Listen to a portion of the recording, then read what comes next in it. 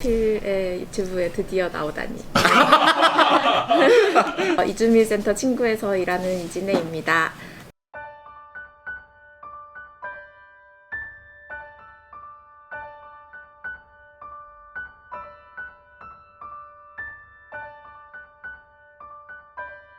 이주민센터 친구는 2012년부터 그 대림동 지역에서 이주민분들과 함께 법률 상담을 하거나 연대 활동을 하거나 또 교육 같은 것들을 진행하는 비영리 단체고요. 네, 물레동에는 그 이주 배경 청소년 문화교류센터 투소프카라고 하는 센터가 있고, 저쪽에 신도림 근처에는 서울 외국인 주민 지원센터라고 하는 서울시 위탁기관이 운영이 되고 있습니다. 대림역 역세권에 위치해 있잖아요. 네, 그래서 지금 대림 쪽을 이제 휘어잡고 계시는데 아직 골목까지는 침투하지를 못했습니다. 골목은 제가 아직 장악하고 있는. 올라오기 전에 잠깐 말씀드렸는데 이 청년경찰을 서울 대림동이 이른바 범죄 지역인지 여부를 놓고 논란에 휩싸였습니다. 개봉 영화의 소재가 되면서 발단이 됐는데, 영화 속에서 대림동은 어두운 밤 강력 범죄가 자주 발생하면서 경찰도 무서워하는 곳으로 설명됩니다. 영화 속 배경이 된 대림역 12번 출구입니다. 영화 개봉 이후에 SNS엔 대림동 근처에도 가기 싫다는 글이 끊임없이 올라오고 있는데요. 국내 거주하는 중국 동포단체들은 대림동과 동포 사회에 대한 왜곡으로 피해를 보고 있다며 해당 영화에 대해 상영금지 가처분 소송을 낸 상태입니다.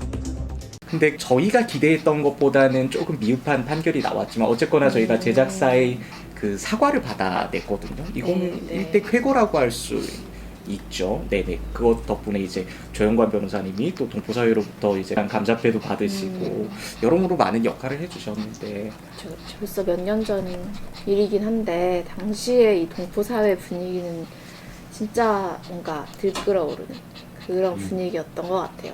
저기 앞에서 그 기자회견을 하기도 했었는데, 이렇게 좁은 인도기는 했지만 사람들도 이제 꽉 찰 정도로 그렇게 많이 모여가지고 기자회견을 한 적이 별로 없다고 할 정도로, 그런 기자회견 한 이후에 이제 손해배상 청구를 민사소송의 방식으로 진행을 할 것인지 여부도 이제 단체들 간의 협의를 통해 가지고 진행이 됐고, 그러면 어떤 변호사를 선임을 해야 될까, 그것들 이제 이야기를 쭉 하다가 이제 저희 이주민센터 친구에서 일을 하는 조영관 변호사님이랑 저희 대표님 임영환 변호사님이랑 저랑 또 덕수에서 같이 일하는 이영준 변호사님이랑 등등등 해가지고 소송을 진행을 하게 됐고, 저는 그 피해자분들이라고 할 수 있는 대림동 지역에 거주하고 있는 분들이나 그 중국 동포이신 분들, 그리고 특히 학교를 다니고 있는 학생들의 학부모나 학생, 이런 분들의 그 진술서를 작업하는 거를 많이 했었어요.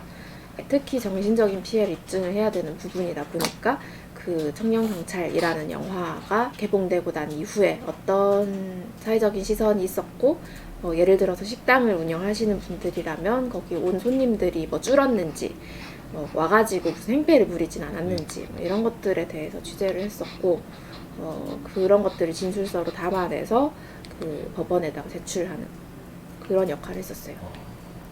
네, 그 많은 분들이 이제 협조를 해주시고, 공동 원고로 또 많이 나서주시고, 그렇게 한 덕분에 원고들이 거의 100명 넘게 참여를 해가지고 진행을 했던 사건이었고, 이제 2심 법원에서 화해 권고 결정이 나와가지고 이제 소송 자체는 마무리가 됐었는데, 사실 우리나라는 아직 차별금지법이라던가 혐오 표현에 대한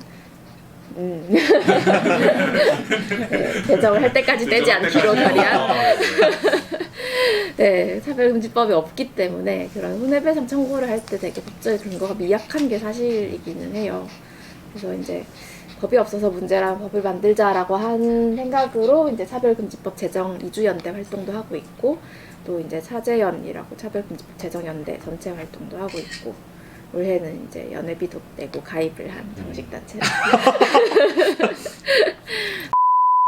이후에 좀 영화가 바뀐 거가 좀 있었나요? 예를 들어서 영화 범죄의 도시 같은 경우도 비슷한 취지의 영화들이 나오는 건가 싶은 생각이 듭니다.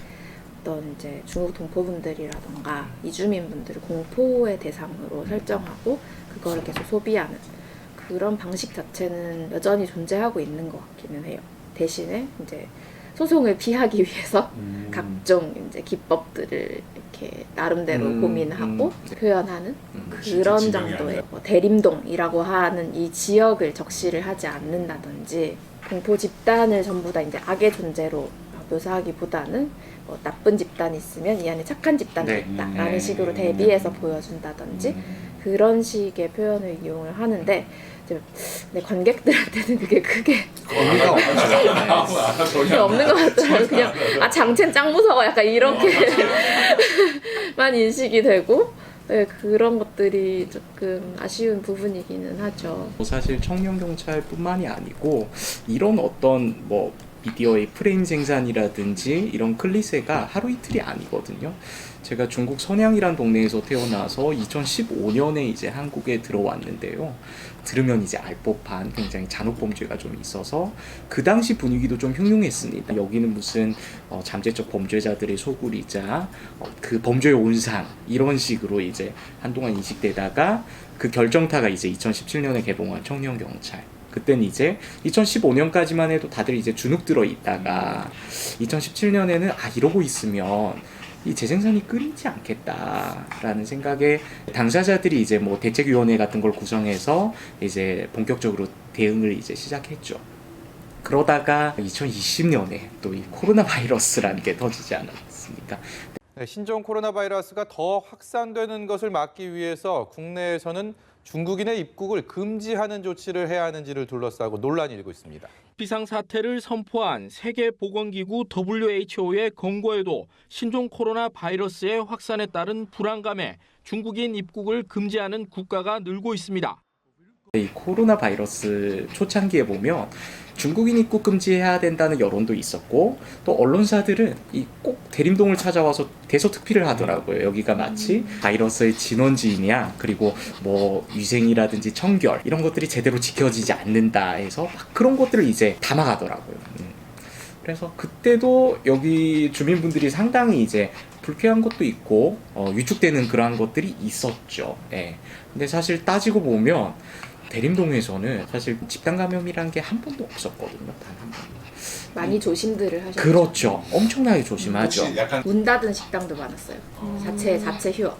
이런 말씀 드리면 조금 조심스러운데 중국인들의 뭐 특질이라고 해서 일반화시킬 수 있는 위험성이 있는데 중국인들이 겁이 되게 많아요. 바이러스에 대한 그러한 두려움이 상당해요. 바이러스. 네, 왜냐하면 제가 막 그때 우한에서 한창 이제 전염병이 이제 기승을 부릴 때 제가 그때 중국에 있었거든요. 근데 그때까지만 해도 중국 정부에서 어떤 봉쇄 정책이라든지 제로 코로나 정책을 시행하기 이전이에요. 오히려 이제 중국에는 바이러스가 없다.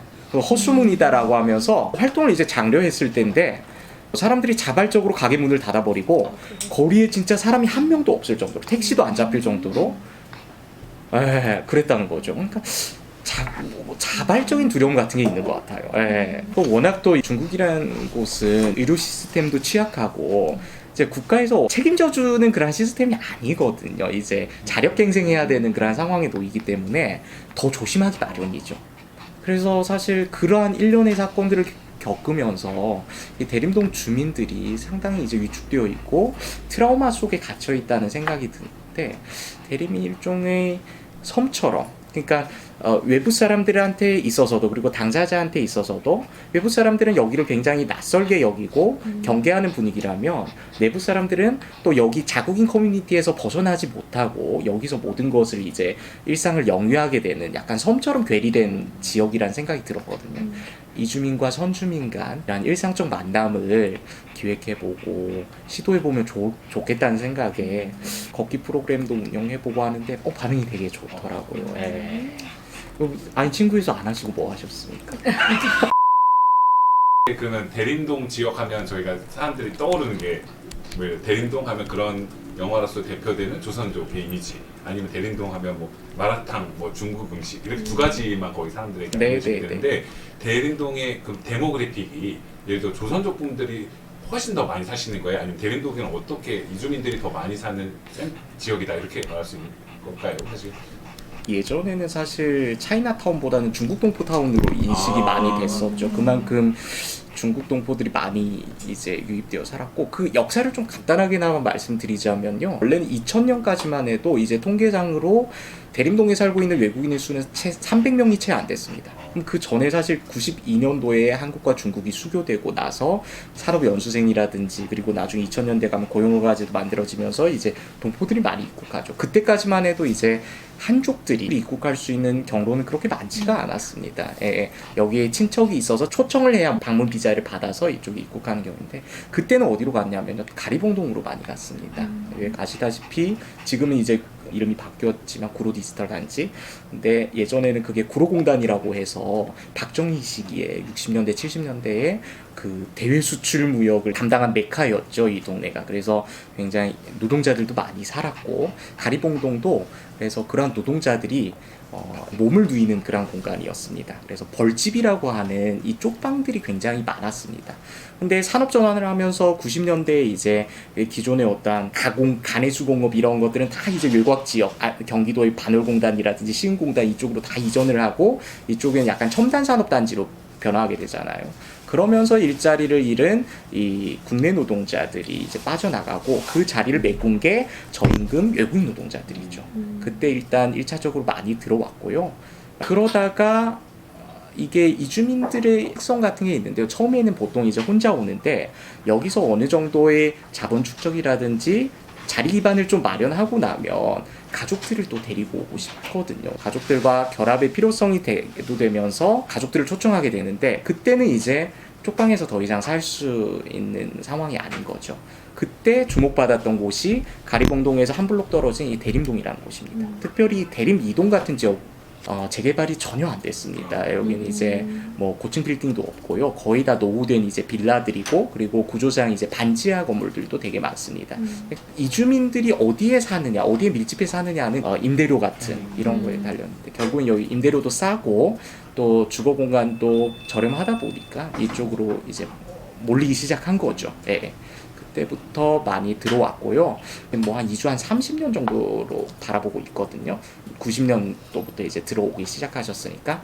그러다 보니까 대림동을 많이 빠져나갔습니다.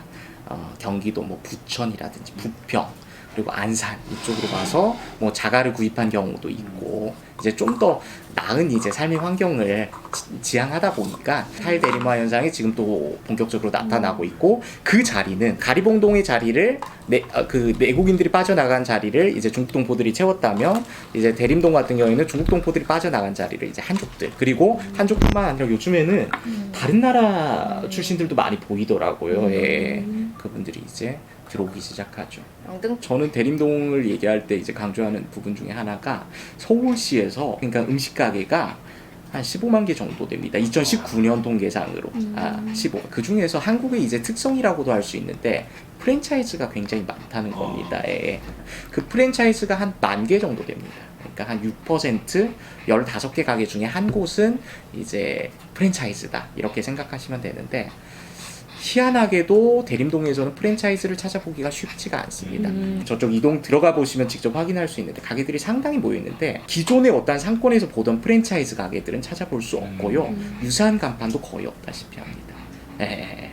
그러니까 그만큼 제가 말하고 싶은 것은, 이 대림동이란 지역이 어떤 도시 정책에서도 이 서울의 다양성에 지금 기여하고 있는 그런 동네다.